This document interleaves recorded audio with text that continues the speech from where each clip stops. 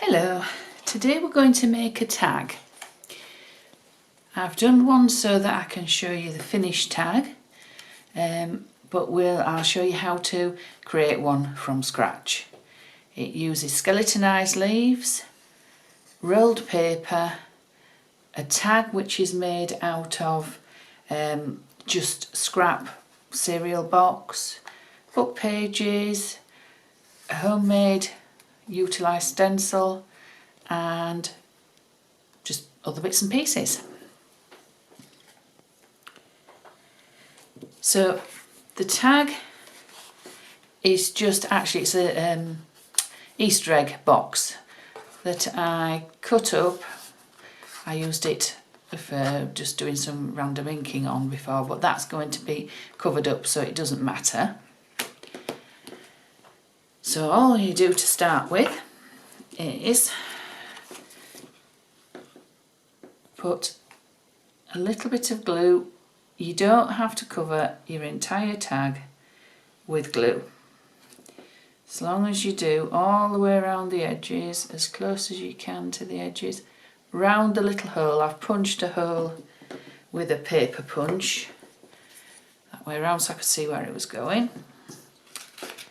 And then a bit of a wriggle in the middle. These are from our paper quills, so I'll put those aside. I tend to have my writing upside down, so you put that on there. Press firmly, and then just cut around the outside of the tag to get rid of any surplus paper.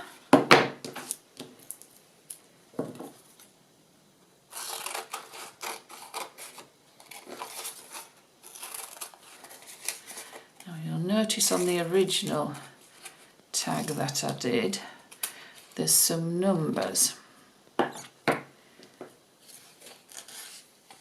They are just from the book pages, so it could be that you've got some numbers you can use. Just put the scrap out of the way. So I've got one side covered. As I say, it doesn't have to be completely covered in glue. I can see where I've already punched the holes. If you used your punch this way up, instead of the normal way, you turn it upside down. Take the guard that keeps all the spare paper bits in off. You can see where you're going to punch your hole. Right, so that's one side. I'll quickly do the other side. As I say, just round the edge. I've sanded, this was shiny card, so I have sanded it slightly to make it so that the glue sticks better. This is my extra strong PVA glue. So again, we've got our tag. I need one page and I happen to have got two.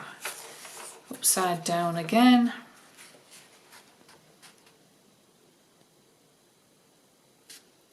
Like that. Press hard. Oops, it slipped. PVA is quite forgiving. I can peel it off and put it on again. That's it.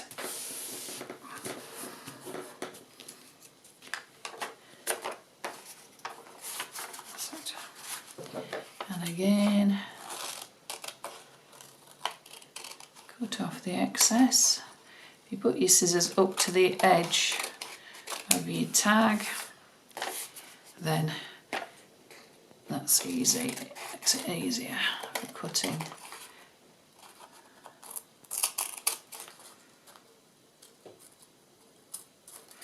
That's it. This is what I mean about the numbers that were on the original tag. I tend to have a thing about numbers,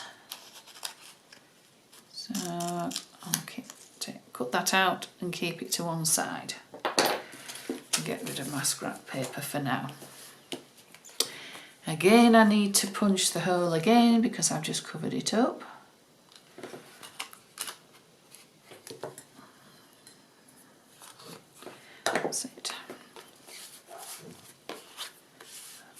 it, so that's that. I've got my distress ink, vintage photo, and I'm just going to apply it all over. It doesn't have to be an even coat, you can have patches of darker and lighter. I'm just going to add a bit of water to this so that it gives it a bit more visual texture, makes it a bit more interesting.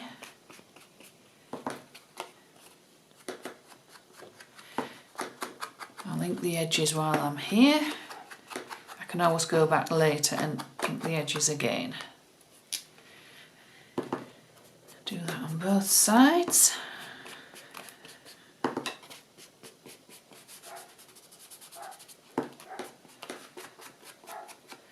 Apologise for the dog next door barking, you can probably hear. He does bark quite a lot.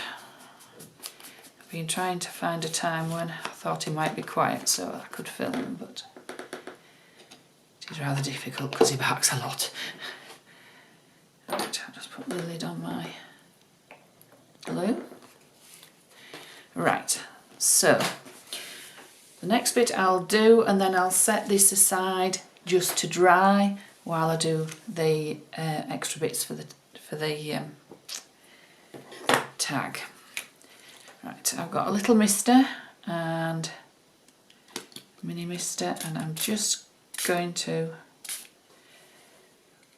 spray it with a little bit of water so that the distress ink will react. Because the paper isn't completely adhered everywhere, it's just a wriggling around the edges, it will warp a little bit. It doesn't matter, it'll go back down again. After it's dried, you could always put it on under a strong book for so long. It's absolutely fine. So I'm going to set that aside to dry and let it do its magic. I can always add a little bit more water if I want a bit more interest with a bigger spray. And I might get more reaction. So I'll set that aside for now. The curled paper, let's dry that off, make sure we've got a dry surface, are these. Now these are created from just a normal book. It was a Reader's Digest one that was very battered, and they had it in the 10p or going into the bin section in a charity shop. So that's just any old normal book. I've also got some vintage music sheet. This is nice and aged, and it's got a lovely colour to it. You can use whatever you've got. If you've got the vintage music sheet, great. If you haven't, you could ink up some of your normal book pages to be a darker colour. You see that? That's just vintage photo on there, and it darkens it. You can then cut out a section you want to use.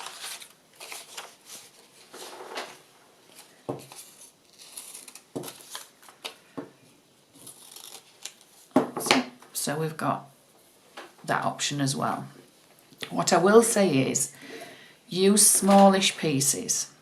If you use a large piece, say like that big, when you glue it, as I show you at the end, and you cut it shorter, it'll unravel. So use smaller bits to start off with, and then it's easier. Now it's not the easiest thing to get your paper to roll.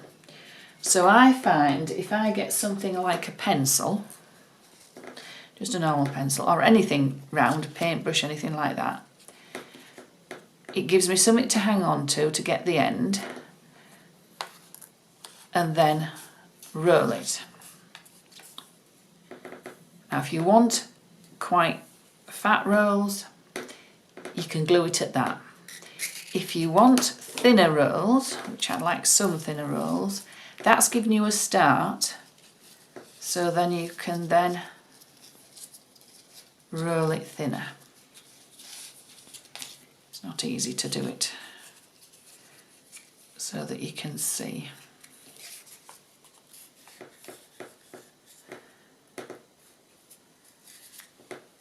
It's about the same thickness. So I want it thinner. So whatever size you start with, you will end up with. So you've got, that's better, that's a thinner one. And you're just rolling it round. When you get to this bit, the end bit, a blob of glue, or a little bit of glue. Don't overdo the glue. You can always add more. And then roll it round. Just hold it there for a couple of seconds till it sets. Once you've done that, if you want to ink it up a little bit and add a bit of colour, you can just brush it with a sponge that's been in your ink pad. There we are. So that gives you a bit of colour as well.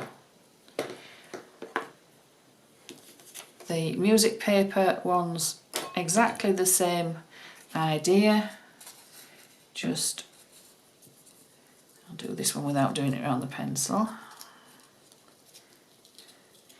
The thicker the paper, well, I was going to say the thicker the paper, the easier it is. It's not necessarily easy with really thick paper. You want something that's got a little bit of flexibility.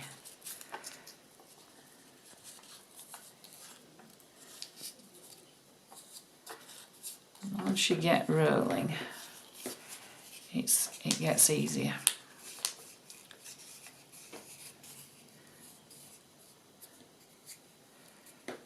And then this one hasn't gone corner to corner. That doesn't matter.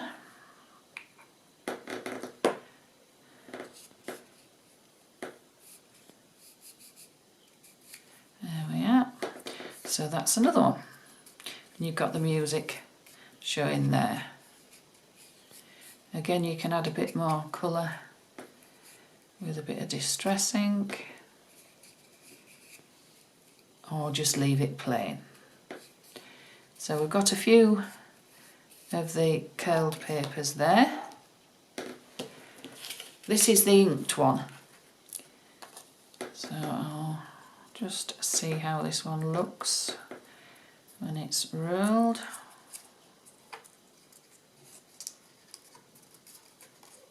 Again, corner to corner will go. This paper seems more flexible for rolling, possibly because it's not quite as old and it's more forgiving. There we are, and a bit of glue and roll it round again. It's quite nice to have the contrast of the pale colour in the inside and the inked on the outside. So that's that. Now, our tag is nearly dry, but we'll do some more bits and pieces before we finish it off. So we've got our little stamped leaf. This has just been stamped on white copier paper. It's a reasonable weight.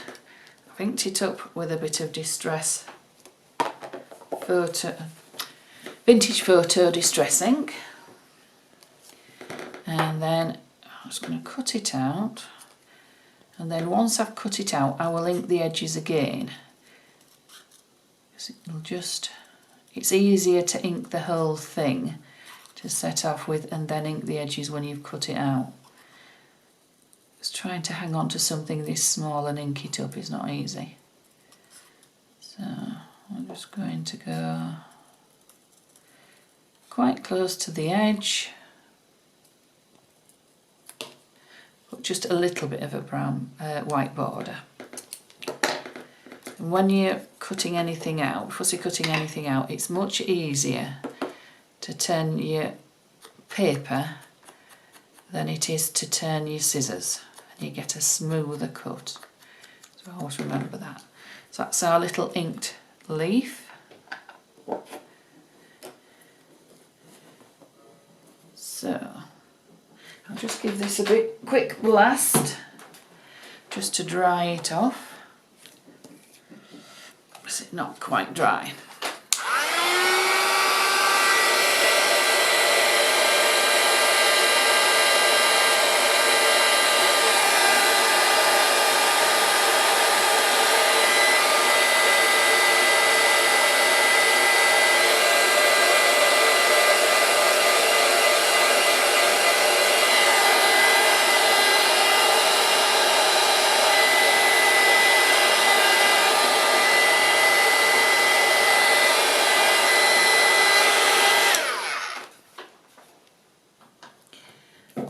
That's it, that's nice and dry. I've inked up some hole reinforcers, and I'll just pop one of those on there.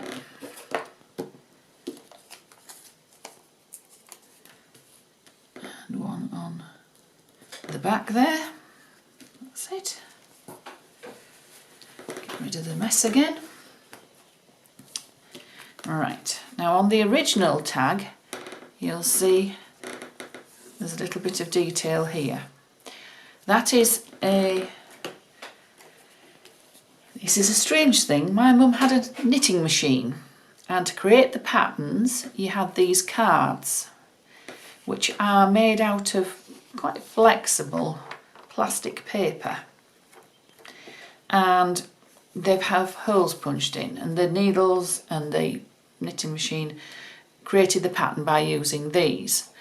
Mum was 92, she doesn't use a knitting machine anymore, so she let me have them. I thought they made fantastic stencils because they're plastic, it's smooth. I've used this one, you can see, because it's permanent ink, it's stained there. Doesn't really matter, I could clean it off if I used alcohol or the hand rub. So I'm going to have a bit of interest across this corner. So this is my tag, I'm going to put the interest across there. So I'm going to put my stencil on, which is my knitting machine card, and then just dab through. I'm actually smooching across rather than dabbing through because I think it's more effective, basically, so that you can see the colour go through the holes. If I keep one hand on keeping the tag down and the stencil down, I can lift it up and see where it's gone and think, yes, that's what I like. So you can see it's got an interest across there. I'd quite like a bit of interest on this corner as well. So I'm going to put my stencil there again and go with my ink.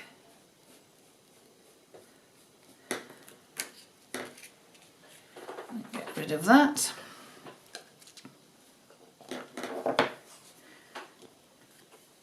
So you can see we've got a bit of interest across two corners. That probably won't come off. Right, I think I'd quite like the edges darkened a bit more, so I'll go around with a bit of black. But if you wanted a paler look, you could actually do the stenciling with your vintage photo and then just darken your edges with vintage photo. So my tag's sort of getting there. Got a little bit of stenciling just on my hole reinforcer, so I'm just going to gently darken that. That's better. Now, these skeletonized leaves are absolutely beautiful. This is a slightly larger tag than the original one, So the original one had a large leaf and then a smaller one, but I only had one small skeletonized leaf. So I'm going to do it with two large, or medium actually. This one, I don't know if you can see, has got a little bit of just the plant material that hasn't come away. Doesn't matter, it's just a bit more texture. So I quite liked the fact that it was partly over the edge of the tag. So I'm going to put a bit of glue on the back of my leaf, position it on my tag, and just gently tap it down with your fingernail. Doesn't matter that that glue shows because we're going to cover it up. So these are my paper quills. So if I arrange them before I glue them on, I can get a good idea what they're going to look like.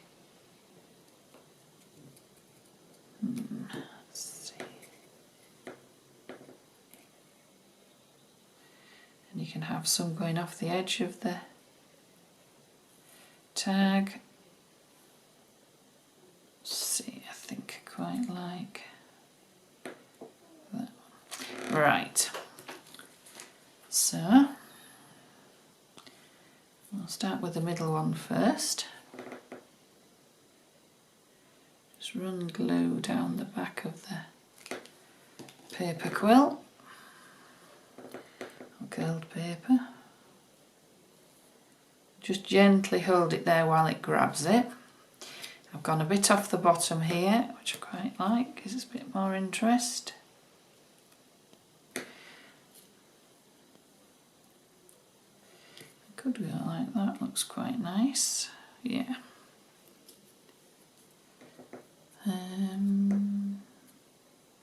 Yeah, decide which way you want your curled paper quills before you put your glue on. So that one's going to go up there. Just see a hair, I don't want that in the glue. This one's going to be down. So again down the bottom.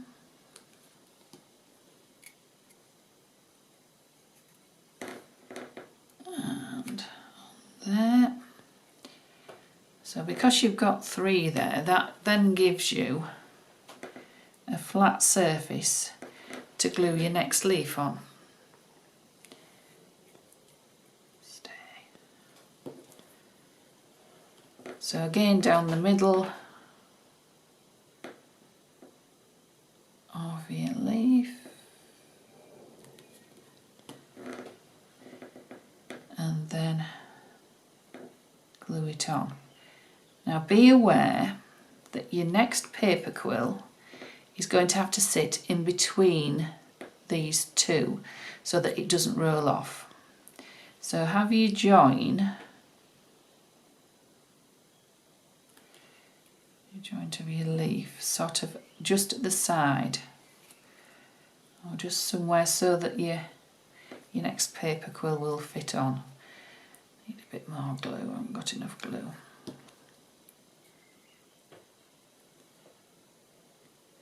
So that's on there. Just wondering whether I like that one better or that one. Actually, I think I like this one better. So again, on the back, a reasonable amount of glue. Just going to turn it on a side because it'll be easier to see. And then that one will sit, it'll nest itself between the two, those two, this one and this one. It'll nest itself there. When it's completely dry, you can bend that down a little bit more. So that's that. We've then got our leaf, which we've stained and edged.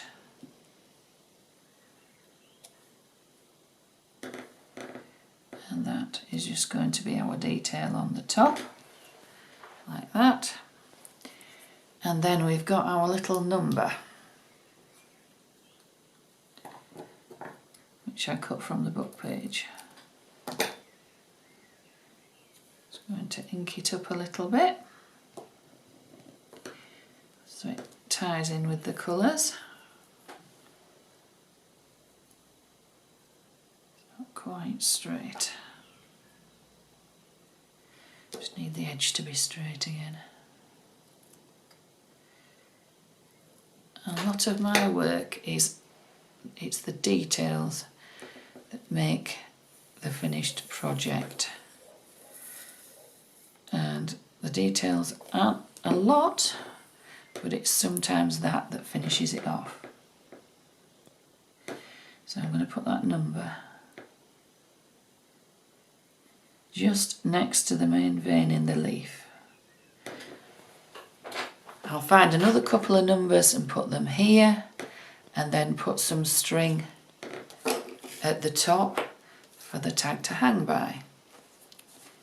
See if I can get rid of that ink. So that was the original tag, and then this one is take two. There's a slight difference in ink colour, possibly this is a bit juicier ink pad than that one. You can do them any colour that you want. You can also colour your skeletonized leaves. If you put them on a surface, something like this laminated sheet of paper, and dab with the ink, the leaves will take the ink colour, and then you can have whatever colour project you want. So I hope you've enjoyed that. It's a fairly simple project, but it just adds dimension to a tag.